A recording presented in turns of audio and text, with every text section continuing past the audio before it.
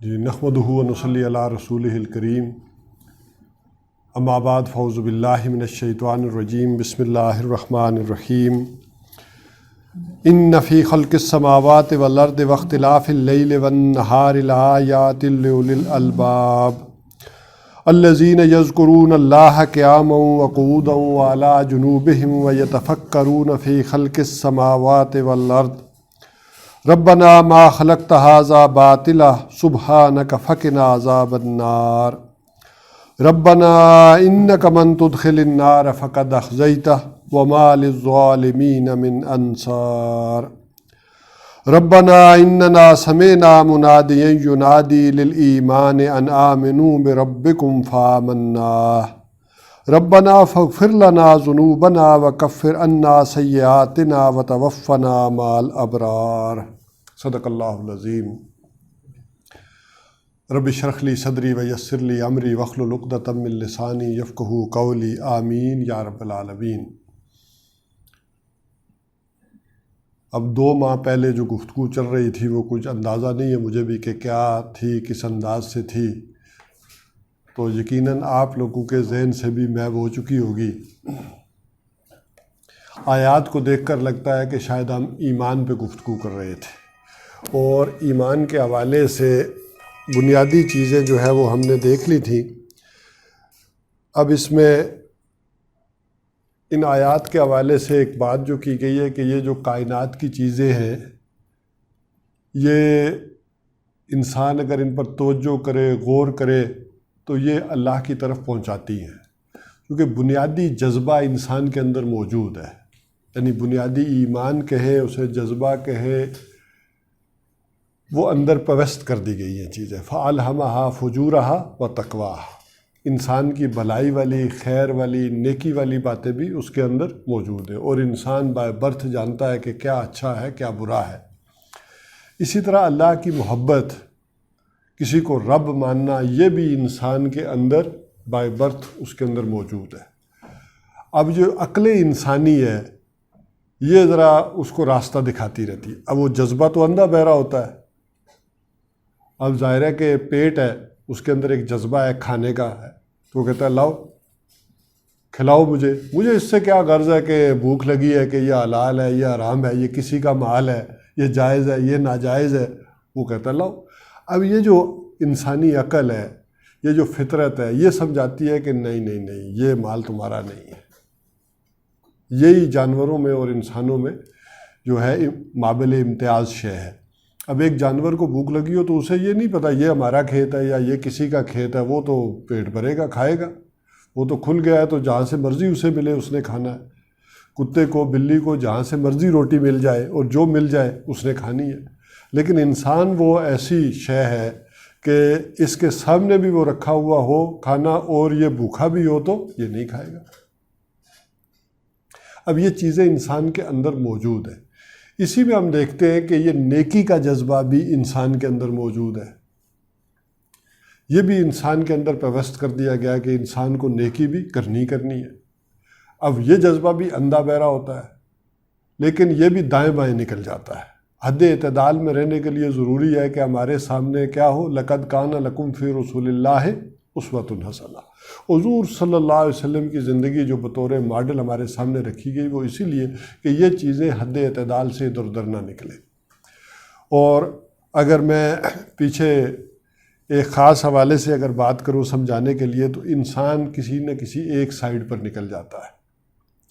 اچھا، آیات ہوں، صورتیں ہوں، ایک مطلب اخذ کر کے دونوں ہی مفہوم موجود ہوتے ہیں، دوسری سائیڈ پہ انسان جو ہے وہ نکل کھڑا ہوگا۔ جیسے آیہ بر میں بھی ہم نے دیکھا تھا تو کیا تھا کہ ایک آدمی یہ بھی کہہ سکتا ہے کہ اللہ تعالیٰ نے قرآن میں کہا ہے کہ للہ المشرق والمغرب فأینما تولوا فثم وجہ اللہ، سارے مشرق اور سارے مغرب اللہ کے لیے ہیں، تم جدھر بھی رخ کرو گے اللہ کا رخ ہے۔ ان اللہ واسع علیم، اللہ بڑی وسعت والا ہے، وہ کسی ایک سمت میں محدود تھوڑا ہی ہے۔ اب اس آیت سے کوئی آدمی یہ مطلب نکال لے کہ کعبے کی طرف منہ کرنا کوئی ضروری تو نہیں ہے، جدھر بھی منہ کرو گے ادھر ہی اللہ ہے، تو کعبے میں کوئی معاذ اللہ اللہ تھوڑا ہی بیٹھا ہوا ہے یا مقید تھوڑا ہی ہے وہاں پہ۔ تو تم جدھر رخ کرو ادھر اللہ ہے، تو جدھر میں مرضی منہ کر کے نماز پڑھ لوں. اچھا ایک رویہ یہ ہو سکتا ہے. اچھا اس کے برعکس دوسرا رویہ یہ ہو سکتا ہے کہ آپ نماز پڑھ رہے ہیں تو کوئی شخص اس نے کہا نہیں نہیں نہیں ذرا سا ٹیڑھا ہے، ذرا سے ادھر ادھر ہوئے نہیں آپ، اور اس نے کہا جی تمہاری تو نماز ہی نہیں ہوئی. وہ جو مشرق اور مغرب کا معاملہ آتا ہے تو ایک یہ آ جاتا ہے فتویٰ. اسی طرح جو لوگ پھر ظاہر پر زور دیتے ہیں تو وہ چھوٹی چھوٹی چیزیں دیکھ رہے ہیں، نوٹ کر رہے ہیں، اور نماز کے اندر اور وضو کے اندر، اور وہ پوری وہ اس کے اوپر پھر فتوے بھی لگتے ہیں، اسی پر پھر جھگڑے بھی شروع ہو جاتے ہیں، امین بالجار کے ہوں، فاتحہ کے ہوں، رفع یدین کے ہوں. یہ کیا ہے؟ یہ اس ظاہر کے اوپر بڑا ایک زور ہو جاتا ہے، اور اس سے وہ تقاضا تو پورا ہوتا ہے، ان الصلاۃ کانت علی المؤمنین کتابا موقوتا، کہ وہ والا تقاضا ہو گیا، مقررہ اوقات میں بھی آپ نے پڑھ لی. لیکن اب جو اس کا دوسرا پہلو ہے، روحانی پہلو، کہ اقیم الصلاۃ علی ذکری ان الصلاۃ تنہی عن الفحشاء والمنکر، وہ محو ہو جاتا ہے. ہو سکتا ہے آپ نے وہ سارے اراکین پورے کر لیے ہوں، ایک ایک رکن پر توجہ دی ہو، سارا وضو بھی صحیح کیا ہو، لیکن آپ ابھی یہاں بھی بیٹھے پروجیکٹ ہی کر رہے ہو. یہ بھی تو ہو سکتا ہے نا. اور نماز میں بھی کھڑے ہو اور ساری کاروبار کی گنتی ہو رہی ہو، ارکان سارے پورے ہو رہے ہیں، اور بیوی نے جو کچھ لکھوایا تھا مغرب کی نماز کے وقت نکلتے ہوئے آپ وہ یاد کر رہے ہوں. اللہ کو یاد کرنے کے بجائے کھڑے تو امام کے پیچھے ہوں کہ نہیں یار باہر نکلوں گا تو یہ بھی لینا ہے، یہ بھی لے کر جانا ہے، اور پتہ نہیں کیا کہا تھا، وہ اگلی رکعت میں یاد آ جائے گا یا سجدے میں آ جائے گا. ٹھیک ہے، تو ایک یہ عمل ہے، طرز عمل. اچھا اس کے برعکس کیا ہے؟ ایک شخص کہے کہ اللہ سے لو لگانی ہے، اللہ کی یاد مقصد ہے نا نماز سے، تو نماز پڑھنے کی کیا ضرورت ہے؟ میرے تو اللہ یاد آ رہا ہے، میں نے تو اللہ سے لو لگائی ہوئی ہے، تو یہ پڑھنے کی ضرورت نہیں ہے. پوری توجہ انسان نے ادھر کی ہوئی ہو. تو اب یہ دو جو ہے کیا ہے؟ انتہائیں ہیں، یہ دو ایکسٹریمز ہیں، اور انسان کسی نہ کسی ایک ایکسٹریم پر چلا جاتا ہے. اور آپ نے بہت سارے ایسے لوگوں کے بارے میں سنا ہوگا کہ جنہوں نے کہا کہ ہم تو نماز کہاں پڑھتے ہیں؟ مدینہ میں پڑھتے ہیں، ہماری تو کعبہ میں ہو رہی ہوتی ہے نماز. اب یہ ایک انتہا ہے کہ کوئی شریعت کے قانون کے قاعدوں کی پابندی کی ضرورت نہیں، مقصد جو تھا وہ یہ ہے، لہٰذا وہ میں کر رہا ہوں. اور دوسری انتہا یہ ہے کہ ساری توجہ کس پر ہو جائے؟ وہ ظاہر پر ہو جائے، اور اس کے باطنی پہلو کو آپ بالکل نظر انداز کر کے رکھ دیں. اصل میں یہ توازن بنتا ہے، یہ دونوں ہو، اور یہ توازن اصل میں محمد الرسول اللہ صلی اللہ علیہ وسلم کی ذات اقدس ہے جو ہمیں عطا کرتی ہے کہ ایک طرف نماز کے اندر خشوع و خضوع بھی ہو، اور دوسری طرف اس کے ارکان اور جو بھی ساری رسومات ہیں وہ بھی پوری طرح سے ہو. تو یہ توازن ہے. تو دونوں چیزیں آپ کو قرآن حکیم میں مل جائیں گی، لیکن وہ سیاق و سباق کو اگر نہیں دیکھیں گے، اس سارے مضمون کو نہیں دیکھیں گے، اس وقت روئے سخن کو نہیں دیکھیں گے، تو آدمی کسی نہ کسی ایک سائڈ پر ڈائیورٹ ہونے کا اندیشہ ہے. اس حوالے سے یہاں ایک ڈائمنشن جو ہے وہ بیان کی گئی ہے کہ یہ جو ظاہر میں ہے سارا کچھ، ایک ایمان کی دعوت اس بنیاد پر ہے کہ یہ جو ظاہر میں سارا کچھ ہے، اس سے بھی اچھا انسانوں کے اندر مختلف مزاج ہیں. آپ کو معلوم ہے کچھ انسان بڑے فعال ہوتے ہیں، بھاگ دوڑ میں بڑے تیز ہوتے ہیں. اچھا کچھ انسان بھاگ دوڑ میں اتنے فعال نہیں ہوتے، وہ غور و فکر، سوچ، وہ اس میں زیادہ ہوتے ہیں. اس کو آپ لوگوں کی زبان میں شاید ایکسٹروورڈ اور انٹروورڈ جو ہے وہ کہلاتے ہیں، کہ کچھ لوگ ذرا اس سائڈ کے ہوتے ہیں، کچھ اس سائڈ کے ہوتے ہیں. اچھا اس کو میں نے دیکھا کہ صوفیاء نے، اولیاء اللہ نے بڑی ایک خاص طرح سے بات کی. انہوں نے کہا دیکھو تو اپنے آپ کو ذرا جج کیا کرو کہ تمہارا مزاج کیا ہے. اچھا پھر وہ تو خیر اور انتہا میں جاتے، وہ دیکھتے ہیں، کہتے ہیں کہ تمہارا مزاج کس نبی سے ملتا ہے. دیکھو تمہارا مزاج ہو سکتا ہے حضرت موسیٰ علیہ السلام سے مل رہا ہو، تمہارا مزاج ہو سکتا ہے حضرت ابراہیم علیہ السلام سے مل رہا ہو، حضرت عیسیٰ علیہ السلام سے مل رہا ہو. اچھا اب اگر کوئی اس مزاج کا آدمی وہ بننے کی کوشش کرتا ہے نا، تو یہ پردے ڈالتا ہے اپنے اوپر، یہ بہروپ طاری کرتا ہے. اچھا کوئی حضرت موسیٰ علیہ السلام کے مزاج والا آدمی بننے کی کوشش کرتا ہے اس کے اندر مزاج حضرت عیسیٰ علیہ السلام والا، تو اب وہ یہ بہروپ طاری کرے گا اپنے اوپر، یہ ایکٹ کرے گا اس طرح سے. تو یہ نکالی بھی چھوڑ دیں، میں آپ سے کہوں گا. آپ کو اللہ نے جو صلاحیت دی ہے نا، جو مزاج عطا کیا ہے، آپ اس میں آگے نکلیں، اس میں گرو کریں، اور دوسروں کو بھی اس پیمانے پر ناپنے کی کوشش نہ کریں۔ ہو سکتا ہے آپ کو ایک چیز ہی نہ اچھی لگتی ہو، آپ مزاجن ہی دوسرے مزاج کے آدمی ہیں، آپ جب دوسروں کو بھی اس پیمانے پر ناپنا شروع کر دیں گے نا تو یہ غلط ہو جائے گا۔ اس کو اللہ نے علیحدہ صلاحیتیں دی ہیں، علیحدہ کام دیا ہے، وہ علیحدہ انداز میں بڑھے گا، آگے کرے گا۔ اس کو قرآن حکیم کہتا ہے کہ کچھ کا مزاج شہداء کا ہوتا ہے، شہدائی مزاج جو کہلاتا ہے نا، ایکٹیو رول جو پلے کرتا ہے، بھاگ دوڑ والا، اور ایک کو کہتے ہیں کہ ایک کا مزاج صدیقیت والا ہوتا ہے، وہ غور و فکر والا زیادہ ہوتا ہے۔ تو اس انداز سے بھی اگر آپ دیکھیں گے تو یہ مزاج آپ کے جو اندر ہے، اپنے مزاج کو پرکھیں، سمجھیں، جانیں اور اس میں آگے بڑھنے کی کوشش کریں، اور جب نیچے کام بھی دیں تو وہ کام بھی اس مزاج کو سامنے رکھ کر دیں۔ اچھا، یہ چیز بھی ہمیں کہاں سے ملتی ہے؟ محمد رسول اللہ صلی اللہ علیہ وسلم سے ہمیں ملتی ہے کہ آپ صلی اللہ علیہ وسلم اس سارے مزاج اور چیزوں کو دیکھ کر کام دیا کرتے تھے۔ مثال کے طور پر حضرت ابو ذر غفاری رضی اللہ تعالیٰ عنہ اتنے نیک بن گئے، اتنے تقوی والے بن گئے کہ حضور صلی اللہ علیہ وسلم کہتے ہیں کہ جس نے حضرت عیسیٰ علیہ السلام کو دیکھنا ہو، ان کے تقوی کو دیکھنا ہو کہ کتنے متقی تھے حضرت عیسیٰ علیہ السلام، تو وہ کس کو دیکھ لیا کرے؟ حضرت ابو ذر غفاری رضی اللہ تعالیٰ عنہ کو دیکھ لیا کرے، میرے اس صحابی کو دیکھے جو خواہش رکھتا ہے کہ حضرت عیسیٰ علیہ السلام کو دیکھے۔ اچھا، ذرا اندازہ کریں، اتنے متقی، اتنے پرہیزگار، لیکن حضور صلی اللہ علیہ وسلم انہیں نصیحت کیا کر رہے ہیں؟ ابو ذر تم کمزور آدمی ہو، کبھی بھی کوئی ذمہ داری نہ لینا،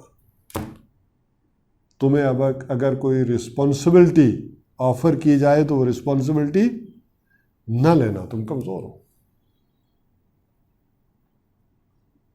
اور حضور صلی اللہ علیہ وسلم نے نہیں دی۔ ہم دیکھتے ہیں وہ صحابہ بھی ہیں کہ جنہیں ذمہ داریاں دے رہے ہیں، ایک ایک نہیں کہ تین تین ذمہ داریاں دے رہے ہیں، اور وہ بھی ہیں جو وہیں بیٹھے ہوئے ہیں پاس ہر وقت، لیکن کوئی ذمہ داری نہیں دے رہے، حالانکہ وہ ساری زندگی کیا کر کے آئے ہیں؟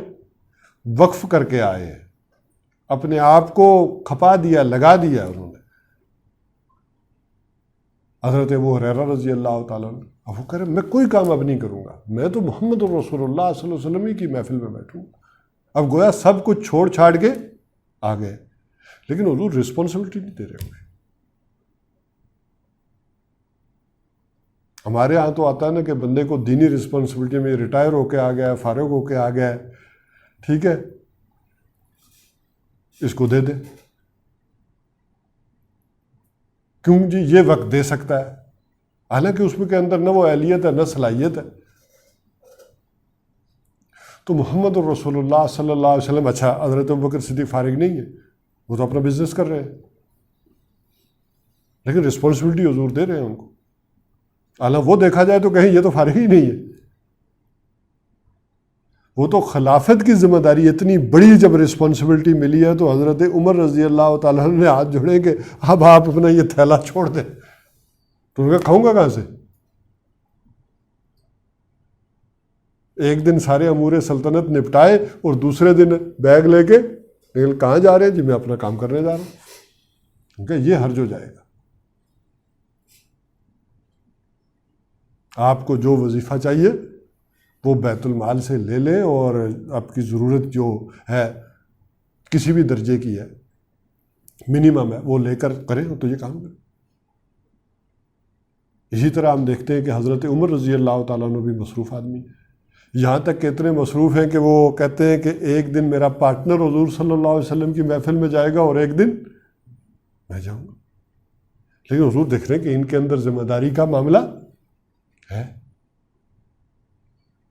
تو یہ ساری چیزیں بھی ہمیں ذرا دیکھنی ہوتی ہیں اس انداز میں کہ حضور صلی اللہ علیہ وسلم کے شخصیت کو جب تک ہم سامنے نہیں رکھیں گے تو یہ دین کا جذبہ بھی غلط ڈائیورٹ ہو سکتا ہے، ایمان اور نیکی کا جذبہ بھی غلط ڈائیورٹ ہو سکتا ہے، اور غلط فیصلوں کی طرف لے جا سکتا ہے انسان کو۔ یہاں جو بات آ رہی تھی کہ وہ یہ کہ وہ لوگ جو ظاہر کے دیکھنے والے ہوتے ہیں۔ اچھا، ایک لوگ ہے کہ وہ جو باطن میں دیکھتے ہیں، اپنے من میں ڈوب کر پا جا سراغ زندگی، ایک وہ ہے۔ اور ایک وہ ہے کھول آنکھ زمین دیکھ، فلک دیکھ، مشرق سے ابھرتے ہوئے سورج کو ذرا دیکھ، وہ ان چیزوں کو دیکھ کر ادھر ڈائیورٹ ہوتے ہیں، مانتے ہیں۔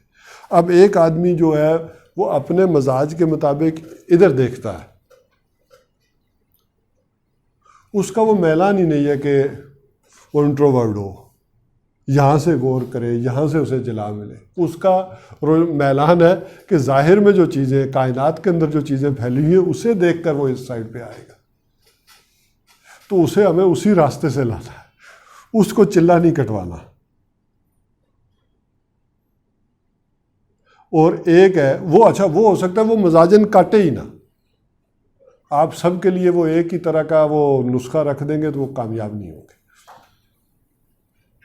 اچھا، ایک وہ ہے کہ جسے یہ دنیا کی بے ثباتی نظر آتی ہے، وہ ان چیزوں کے اوپر کوئی توجہ اور غور نہیں کرتا، اسے اپنے دل کی دنیا کے اندر سے ملتی ہے چیز۔ اس لیے کہا نا، ایک عالم کیا ہے؟ ایک عالم یہ جو ہے پھیلا ہوا ہے باہر دنیا میں، اور ایک عالم پورا کیا ہے؟ تمہارے اپنے اندر بھی موجود ہے۔ تو کوئی آدمی آیات آفاقیہ سے مانے گا اور کوئی آیات انفسی سے مانے گا۔ تو اللہ نے مزاج بھی ایسے ہی پیدا کیے اور ویسی آیات تھی کہ کوئی کس طرح سے آئے گا، کوئی کس طرح سے آئے گا۔ تو یہ مختلف مزاج اور مختلف طریقے ہیں۔ تو یہاں ذرا بات ہو رہی ہے کہ ان فی خلق السماوات والارض واختلاف اللیل والنہار لآیات لأولی الالباب۔ اب یہ جو عقل مند ہے، وہ میں نے وضاحت ساری میرا خیال ہے کہ کر دی تھی کہ عقل مند کون ہے، لب لباب، اور لب لباب کہتے ہیں کسی چیز کے خلاصے کو، اور انسانی جو لب ہے، خلاصہ ہے، وہ عقل ہے۔ تو وہ یہ جو ذہن سے لوگ کام کرنے والے ہیں، عقل والے ہیں، انہیں یہ ساری چیزیں کائنات کی اللہ تعالیٰ کی طرف متوجہ کرتی ہیں، یہ نشانیوں کا کام دیتی ہے۔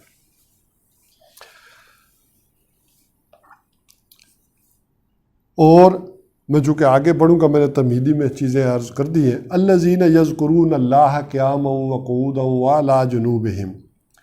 اب یہ ساتھ ذرا دوسری بات بھی آ گئی کہ وہ لوگ جو یاد کرتے ہیں اللہ کو کھڑے، بیٹھے، لیٹے۔ اب یہ معاملہ بھی آ گیا، وَيَتَفَكَّرُونَ، اور پھر اس پر فکر کرتے ہیں، غور کرتے ہیں کہ یہ جو کچھ ہو رہا ہے کیوں ہو رہا ہے۔ یہ بالکل اس چیز کو ایسے سمجھ لیں کہ ہمارے سامنے چونکہ چیزیں روٹین میں ہو رہی ہوتی ہیں تو ہمیں کوئی اچنبھے کی بات نہیں لگتی۔ روز ہی سورج نکل رہا ہے نا، روز ہی دیکھتے ہیں، روز نکل رہا ہے، تو اس میں کون سی وہ، میں نے بچپن سے آنکھ کھولی تو سورج کو نکلتے ہوئے دیکھ رہا ہوں، چاند کو بھی غروب ہوتے دیکھ رہا ہوں۔ جیسے آپ کے گھر میں پودا ہو یا بچہ ہو تو آپ کو نہیں اندازہ کہ یہ روز کتنا بڑا ہو رہا ہے۔ آپ کے کوئی ریلیٹیو آتے ہیں سال 6 مہینے بعد، کہتے ہیں اچھا ایسا بڑا جو ہے نا بچہ بڑا ہو گیا ہے، اب پودا کتنا بڑا ہو گیا، اس کو اندازہ ہو رہا ہوتا ہے۔ انسان کو نہیں ایک محسوس ہو رہا ہوتا۔ اس کی ذرا اگر میں آپ کے سامنے مثال رکھوں تو گوتم بدھ جو کپل وستو کا شہزادہ تھا، اس نے کبھی کوئی دکھ تکلیف دیکھی نہیں، پیدا ہوا تو محل کے اندر ہر چیز اس کے سامنے ایک اچھے انداز میں آ رہی ہے۔ اب جوان ہوا، شادی ہوئی تو باپ نے کہا ذرا ریاست کی سیر بھی کر لو بیٹا۔ اب وہ باہر نکلا ہے جب، تو اس کی بگی کے آگے ایک اندھی عورت آ گئی۔ اس نے پہلی دفعہ دیکھا کہ کوئی عورت اندھی ہے۔ اب ہمیں کوئی اندازہ نہیں ہوتا کیونکہ ہم دیکھ رہے ہیں۔ اس نے پوچھا اس کو کیا ہوا ہے؟ اس نے کہا یہ اندھی ہے۔ اس کا اچھا کوئی اندھا بھی ہوتا ہے دنیا میں؟ اب ایک خاص سٹیج پر، خاص ایج میں اس نے جب ایک اندھی عورت کو دیکھا تو اب اس کے ذہن میں وہ چیز چپ گئی کہ کچھ عورت اندھی بھی ہوتی ہے۔ آگے گیا، کو بچے رو رہے ہیں، یہ کیوں رو رہے ہیں؟ یتیم ہے۔ یتیم کا کیا مطلب؟ کہیں کہ ماں باپ مر گئے۔ اچھا تو کوئی مر بھی جاتا ہے؟ اب جو وہ چیزیں اسے نئی ذرا سمجھ میں آ رہی ہیں، دیکھ رہا ہے، تو اس نے کہا میں حقیقت کی تلاش میں نکلوں گا، یہ سارا ہوتا کیوں ہے؟ یہ ہے غور و فکر، کہ اس کے سامنے ایک چیز آئی اور اس نے کیا کیا؟ غور و فکر شروع کر دیا۔ تو اگر ہم اس روٹین میٹر سے نکلتے ہیں اور چیزوں کو ذرا اس نگاہ سے دیکھتے ہیں، تو پھر یہ لیٹے بیٹھے میں آئے گی نا ذکر والی بات اور سوچنے والی بات، کہ میں نے دن کو کھڑا تھا تو میں نے کیا کیا چیزیں دیکھی، میں بیٹھا ہوا تھا میں نے کیا کیا دیکھا، کس کس طرح سے ہو رہا ہے یہ سارا کائنات کا نظام۔ وہ جو شیخ سعدی کہتے ہیں نا کہ سبز ایک پتا جو ہے، اب روز ہی پتے تم دیکھتے ہو، لیکن ایک سبز پتے پر اگر تم نگاہیں ٹکا دو، غور کر لو، تو تمہارے 14 طبق روشن ہو جائیں گے کہ یہ پتے کی بناوٹ کیسی ہے، یہ بنایا کس نے ہے، اور اس کے جو فنکشنز ہیں، ملٹیپل فنکشنز۔ ایک تو یہ گویا سولر سیل ہے، کیا کر رہا ہے؟ سورج سے توانائی لے کر اس کو محفوظ کر رہا ہے۔ لکڑی جب آپ جلاتے ہیں تو کیا ہے؟ وہ لکڑی اصل میں کہاں سے بنی؟ وہی تو سورج کی انرجی ہے جو اس کے اندر کنورٹ ہو کے محفوظ ہو گئی ہے اور آپ نے جلائی ہے۔ اچھا، اسی طرح آسموسس کے ذریعے کیسے وہ جڑوں سے پانی وہ کھینچ رہا ہے۔ اچھا، اس کا ہوا کی فلٹریشن کا فنکشن دیکھیں۔ ہوا کے پھیپھڑے، پورے ماحول کے پھیپھڑے بنے ہوئے ہیں۔ درخت کیوں کہہ رہے ہیں درخت زیادہ لگاؤ؟ رات کو کیا کر رہا ہے؟ آکسیجن اندر لے رہا ہے، کاربن ڈائی آکسائڈ خارج کر رہا ہے پتا۔ اور دن کو کیا کر رہا ہے؟ آکسیجن، کیونکہ دن کو آپ کی ایکٹیویٹیز ہوتی ہیں تو آکسیجن زیادہ چاہیے، تو اللہ تعالیٰ نے پتوں کو اندر لگا دیا کہ یہ دن کو آکسیجن جو ہے وہ خارج کریں گے اور کاربن ڈائی آکسائڈ انہیل کریں گے۔ تو ایک پتے کو بھی دیکھو گے تو تم حیران رہ جاؤ گے کہ اس کے بنانے والا کون ہے، یہ کس کی حکمت بالغہ ہے، یہ کس کی حکمت کاملہ ہے، آخر کس نے اس پتے کو بنایا جس کے یہ فنکشن۔ ابھی اتنے تو ہمارے علم میں آئے ہیں نا، پھر وہ پتے جڑی بوٹیوں، شفا میں اور کہاں کہاں استعمال ہوتے ہیں، کیا کیا غذا بنتی ہے، انسان حیران رہ جاتا ہے۔ ایک دنیا ہے۔ تو اس ساری ریسرچ میں ایک چیز جو ہے وہ نہیں نظر آتی تو اللہ نہیں نظر آتا۔ باقی یہ ساری چیزیں آج بھی دنیا کو نظر آتی ہیں، ان کے فنکشنز نظر آتے ہیں۔ صرف ایک بات یہ سمجھنے کی ہے کہ یہ ساری چیزیں کس کے بنانے سے بنی ہیں؟ اللہ تعالیٰ کے۔ تو یہ چیز انسان کو اگر سمجھ میں آ جائے تو اب باقی ساری چیزیں اس کی گتھیاں اور یہ مسائل جو ہے اس کے سلجھتے چلے جاتے ہیں، اور وہ ایک نتیجے پر پہنچتا ہے کہ ربنا ما خلقت ھذا باطلا، یہ ساری چیز جو تو نے جو ہے نا بیکار پیدا نہیں کی، پاک ہے تو اس سے، سبحانک، کہ یہ تو نے بیکار پیدا کر دیا ہو۔ اتنی حکمت، اتنی کاراگری، اور جس چیز سے یہ سارا نظام چل رہا ہے، ذرا انسان اپنے اوپر غور شروع کر دے، ذرا دیکھیں نا یہ آنکھوں کے فنکشنز کو دیکھیں نا کیسے، انسان حیران رہ جاتا ہے۔ اور جب یہ آپ احساس کریں گے ان چیزوں کا، تو اب آپ کے دل کے اندر وہ شکر کا جذبہ پیدا ہوگا کہ اللہ تعالیٰ کی کتنی نعمتیں ہیں۔ فَبِأَيِّ آلَاءِ رَبِّكُمَا تُكَذِّبَانِ، اللہ کر رہے ہیں۔ تو بہرحال سبحانک، کہ تیرے بارے میں ایسا تصور کیا جائے، پاک ہے تو اس سے کس سے پاک ہے کہ تیرے بارے میں ایسا گھٹیا تصور کیا جائے کہ یہ تو نے کوئی کھیل رچایا ہے، یہ کوئی رام کی لیلا ہے، یہ کوئی دیو مالائی داستانیں ہیں جو انسان کو تکلیف میں اور مشکل میں دیکھ کر انجوائے کرتی ہے، جیسے کہ آدمی کو شیر کے آگے جو ہے وہ بھوکے شیر کے آگے ڈال کر یونانی جو ہے وہ انجوائے کرتے تھے۔ ایسا معاملہ نہیں ہے، یہ تو نے بیکار نہیں بنایا۔ ربنا انک من تدخل النار فقد اخزیتہ، اور پروردگار جس کو تو نے پھر آگ میں داخل کر دیا اسے تو رسوا کر دیا۔ کیوں؟ جب تیری اتنی نعمتیں ہیں، تو نے اتنا مالا مال کیا ہے، یہ کیسے ممکن ہے کہ تو پوچھے گا نہیں؟ دیکھیے نا، ندیم صاحب آپ کو تنخواہ دیتے ہیں تو کچھ رسپانسبلٹیز بھی دیتے ہیں نا. اور آدمی یہ کہے کہ مجھے ساری پریویلیجز ہی پریویلیجز ملتی جائیں اور رسپانسبلٹی میں کوئی نہ ادا کروں، تو یہ ممکن نہیں ہے دنیا. جس آدمی کو جتنی پریویلیجز ملتی ہے اتنی ہی زیادہ رسپانسبلٹیز بھی ملتی ہے. یہ دونوں برابر چلتی ہیں.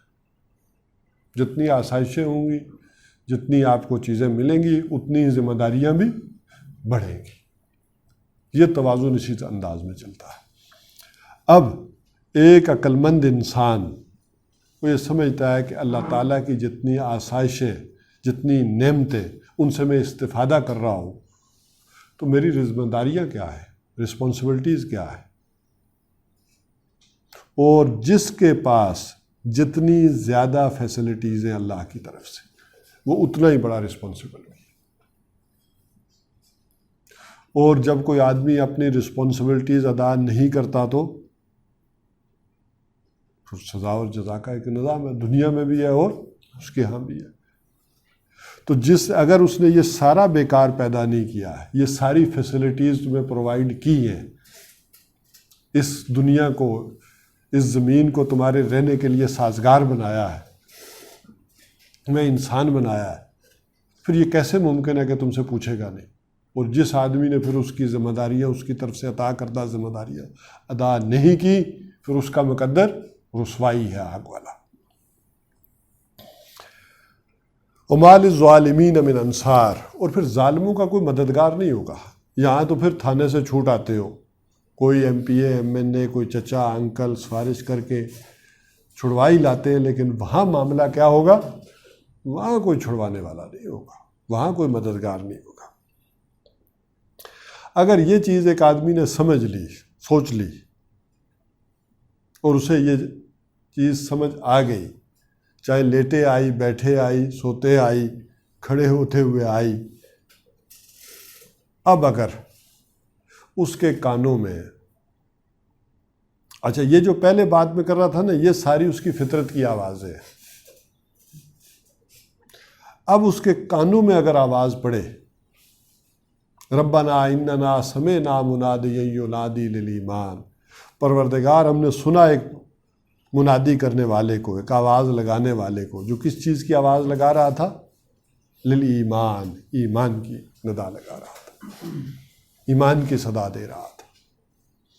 اور وہ ایمان کی صدا کیا تھی؟ جو تمہارے اندر دل کی باتیں تھیں، وہ گویا وہ تصدیق کر رہا ہے. جیسے حضرت سعید کے والد زید، حضرت سعید جو ہے حضرت عمر رضی اللہ تعالیٰ عنہ کے بہنوئی ہیں، جنہیں مار پڑی تھی قرآن حکیم پڑھنے پر، جو ایک طرح سے سبب بن گئے حضرت عمر رضی اللہ تعالیٰ عنہ کے بھی ایمان لانے کے. ان کے والد زید کے بارے میں کہا جاتا ہے کہ وہ زمانہ جاہلیت میں خانہ کعبہ کا غلاف پکڑ کر ٹکرے مارتے تھے. اللہ مجھے پتہ ہے تو ایک ہے، یہ ان بتوں شتوں نے کوئی چیز نہیں بنائی، نہ یہ کچھ کر سکتے ہیں، تو یہ سب کچھ کرنے والا، لیکن میں کیا کروں؟ اب مجھے نہیں پتا میں کیا کروں، میں کیسے تجھے پوجوں، تیری طرف سے ذمہ داریاں کیا ہے جو میں ادا کروں؟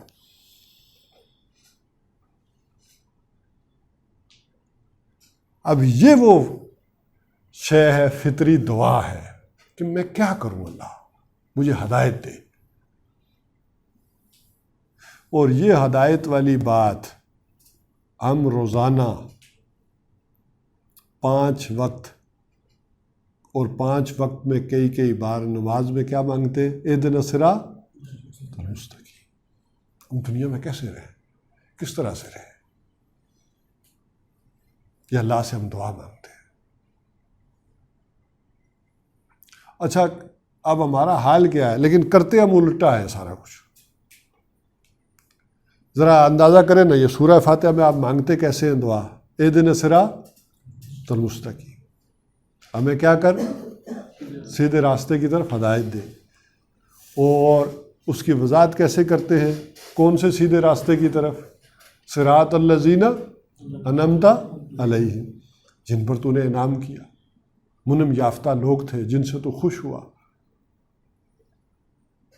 وہ انبیاء تھے، وہ شہداء تھے، وہ صدیقین تھے، وہ صالحین تھے، ان لوگوں کے راستے کی طرف ہماری رہنمائی کروا۔ اور مزید وضاحت کیا کر دی، غیر المغضوب علیہم ولا الضالین، اور ہمیں ان لوگوں کے راستے پر نہ چلانا جن پر تیرا غضب ہوا اور جو تیرے راستے سے بھٹکے گمراہ ہوئے۔ اب آ جائیں جہاں سے بات شروع کی تھی۔ اچھا، یہ پڑھ ہم نے لیا، نماز میں پڑھ لیا،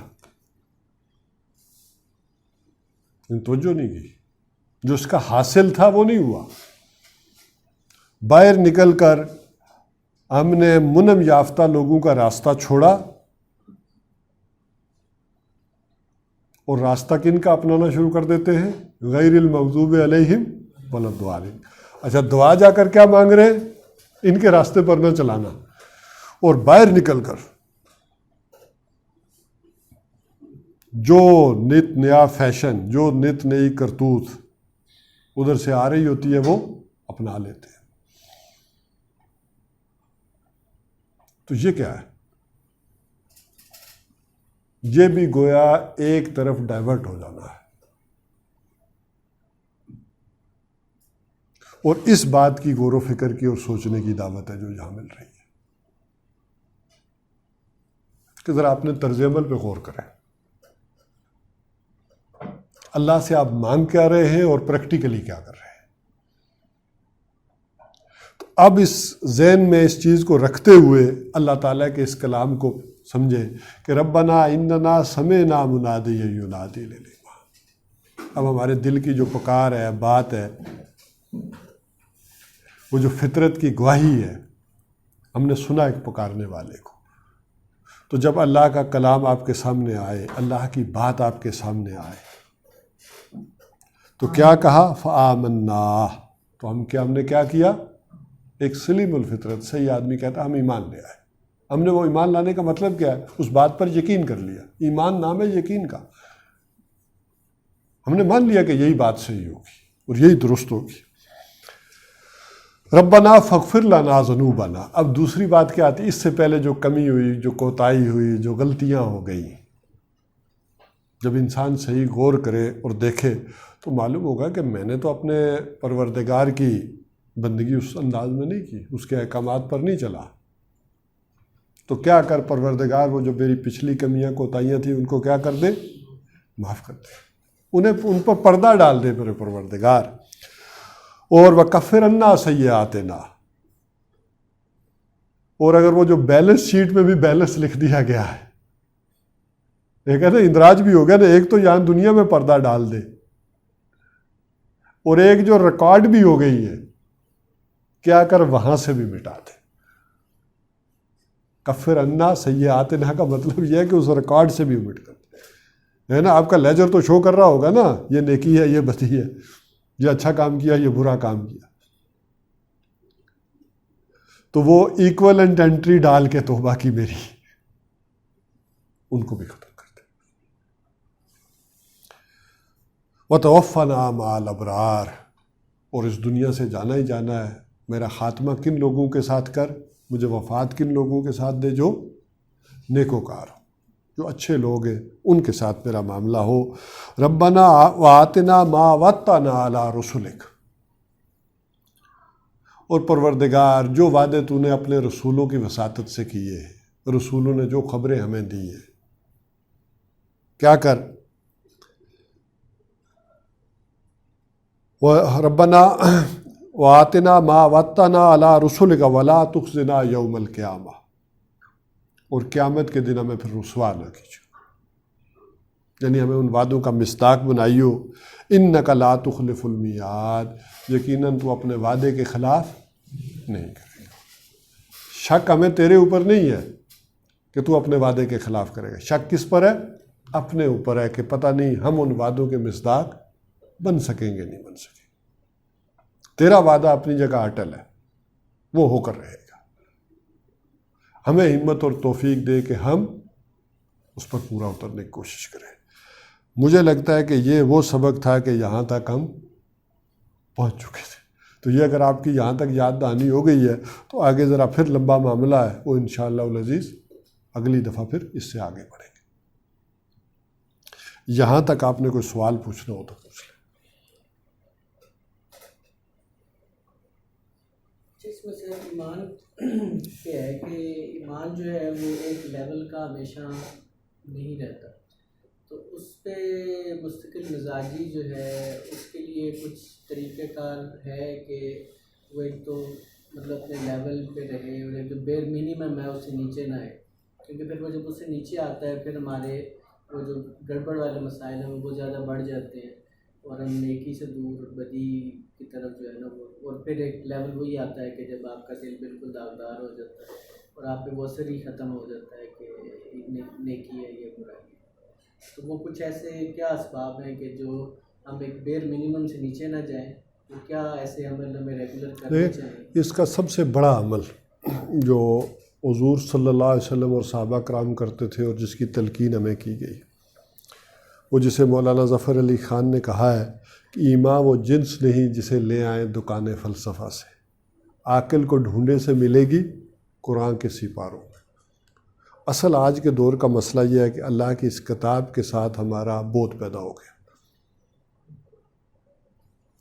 سب سے اونچا ایمان اور سمجھ کے ایمان وہ یہاں سے پیدا ہوتا ہے جب آپ کا ویژن، بلکہ آج کی دنیا میں آرگنائزیشن میں تو اس انداز سے مجھے بات سمجھانی چاہیے کہ آپ کا ویژن کلیئر ہو. کسی آرگنائزیشن میں اگر لوگوں کا ویژن کلیئر نہیں ہوتا تو پھر پرابلمز آتے ہیں.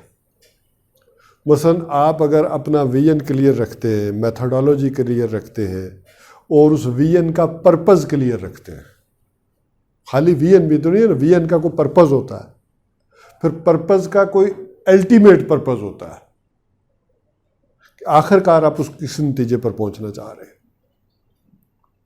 میں اگر قرآن کے حوالے سے بات کروں تو ہمارا پرپز کیا، ویژن کیا ہے؟ ویژن ہے کہ دنیا میں اللہ کا نظام آ جائے. لیکن اللہ کا نظام ہم کیوں لانا چاہتے ہیں دنیا میں؟ کس وجہ سے لانا چاہتے ہیں؟ آپ سے سوال اگر میں کروں، دین کا غلبہ کیوں چاہتے ہیں آپ؟ یہ نظام کیوں آ جائے؟ کیونکہ ہماری رسپانسبلٹی ہے، اللہ تعالیٰ نے جو کہ نائی بنا کے ہمیں دی ہوئی ہے کہ دنیا میں انسان کو بھیجا ہے، وہاں پہ وہ اچھا ہاں. اب قرآن یہ کہتا ہے کہ ہم اس لیے چاہتے ہیں کہ یہ آئے کہ ظلم کا خاتمہ ہو، عدل ہو، انصاف ہو. لَقَدْ أَرْسَلْنَا رُسُلَنَا بِالْبَيِّنَاتِ وَأَنزَلْنَا مَعَهُمُ الْكِتَابَ وَالْمِيزَانَ لِيَقُومَ النَّاسُ بِالْقِسْطِ. ہم نے انبیاء بھیجے اس لیے کہ یہ نظام قائم ہو جائے، عدل ہو جائے، انصاف ہو جائے. اچھا اب یہ مقصد ہے دنیا میں. اب میں اگر آپ کو آگے کہوں تو الٹیمیٹ پرپز کیا ہوگا؟ اب میں آپ کو آرگنائزیشن سٹرکچر کے حوالے سے چیزیں سمجھا رہا ہوں.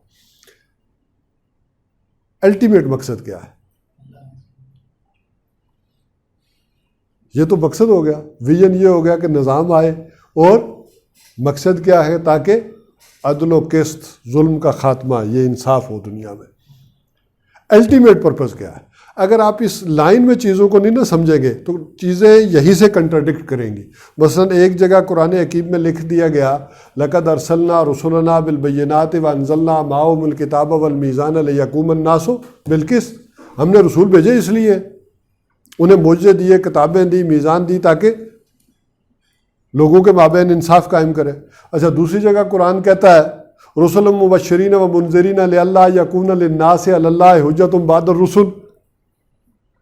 رسول اس لیے آئے کہ اللہ کے سامنے جب پیش ہو تو لوگوں کے پاس کوئی حجت نہ رہ جائے، وہ مبشر اور منذر بن کر آئے. اچھا دونوں آیتیں قرآن کی ہیں. اب رسولوں کا مقصد کیا ہے؟ یہ آیت بیان کر رہی ہے یا یہ آیت بیان کر رہی ہے؟ تو وہ الٹیمیٹ پرپز ہوگا. الٹیمیٹ پرپز کیا ہے؟ کہ دنیا میں بھی ہم عدل کا نظام اس لیے قائم کرنا چاہتے ہیں کہ جب آخرت میں انسان جائیں تو وہاں ان کے پاس کوئی حجت نہ رہ جائے. وہاں بات اس آخرت کی ہو رہی. تو اس حوالے سے سب سے پہلے اپنا ویژن کلیئر کریں. تو اب آ جائیں کہ وہ ایمان ہم کیوں چاہتے ہیں, ہمارا مقصد کیا ہے. جیسے ندیم صاحب نے کہا تاکہ ہم وہ کام درست انداز میں, صحیح انداز میں کر سکیں. ایمان اصل میں آپ کو وہ موٹیویٹنگ فورس مہیا کرتا ہے. چیزیں تو آپ کے اندر موجود ہیں, اچھا برا آپ جانتے ہیں, بائی برتھ جانتے ہیں. اللہ کی محبت بھی اندر ہے. وہ اللہ نے جو محبت آپ کو دی ہے وہ ہو سکتا ہے کسی لڑکی سے آپ شروع کر دیں.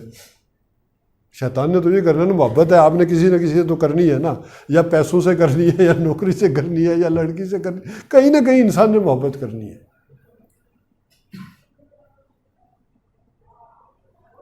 تو وہ محبت ڈائیورٹ ہو رہی ہے. تو ایمان یہ کر رہا ہے کہ وہ محبت کا جذبہ بھی تازہ رکھے, اور عقل یہ رہنمائی کرے گی کہ وہ محبت کا اصل مستحق کون ہے, اللہ.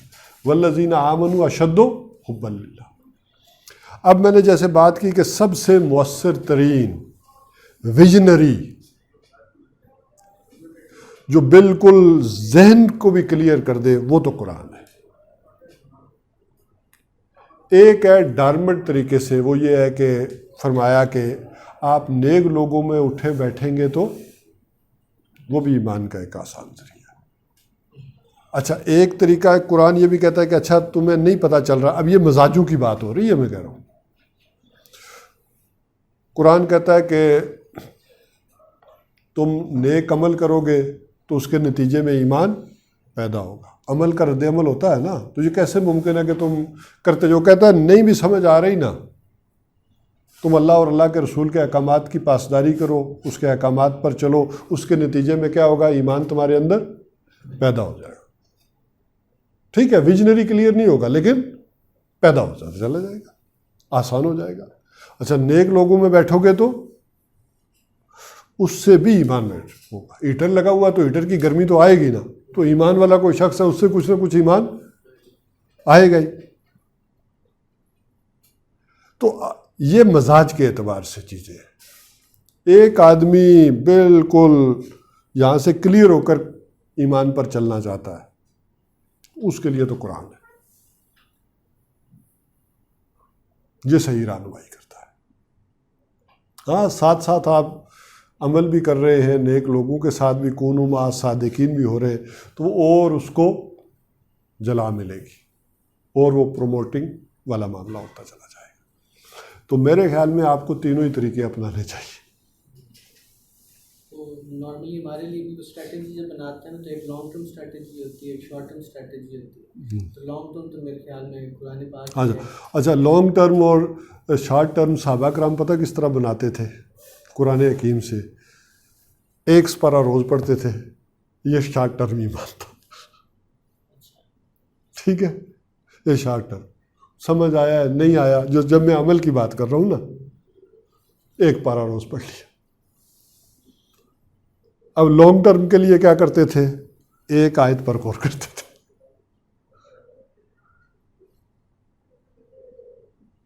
اس پر عمل کیسے کروں, اس کا مقصد کیا ہے. تو یہ دو باتیں ہوں گی, شارٹ ٹرم میں آپ تلاوت, اور لانگ ٹرم میں ایک آیت, چاہے پورا ہفتہ ایک ہی آیت پر الذین یذکرون اللہ قیاما وقعودا وعلی, ایک آیت پر غور رکھیں, اگلے ہفتے دوسری پر کریں.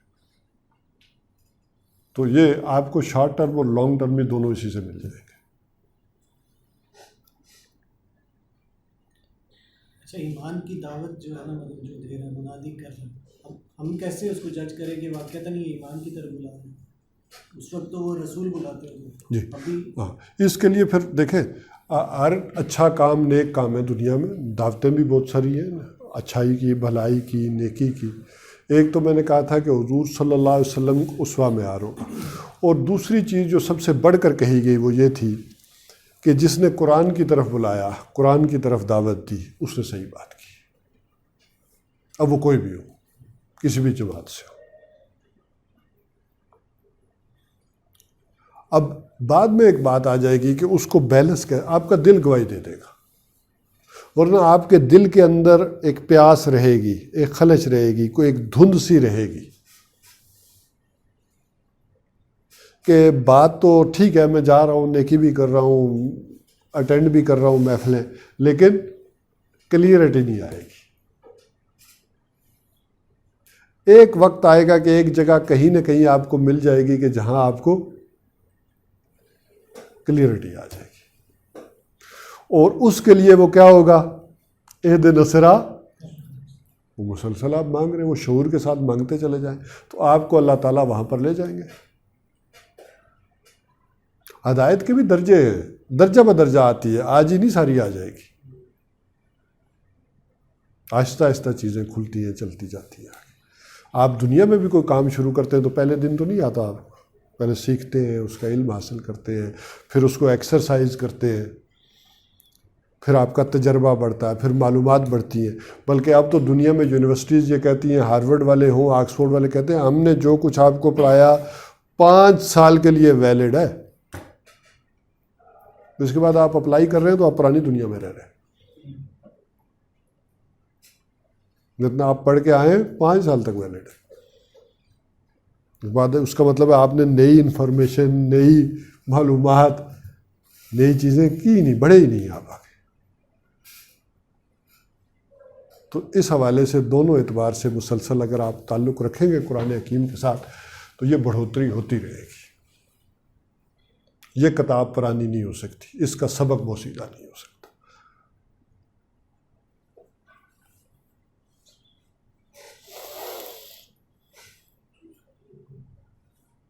چلیں، اللہ تعالیٰ آپ سب کو جو ہے نا اس راہ پہ لگائے، میری دعا ہے، اور آپ بھی کوشش کریں اور ہمت کریں کہ آپ قرآن حکیم کے ساتھ جڑیں اور خود سے جڑیں۔ یہ ہم نے تو ایک یاد دہانی کرا دی نا آپ کو، اصل جڑنا آپ کا اپنا ہے۔ اب پڑھے لکھے لوگ ہیں، آج کل کتنی فیسلٹیز اللہ نے آپ کو نیٹ پہ دے دی ہے، تو اس کو اس کام کے لیے یوز کریں، اس کا جڑیں۔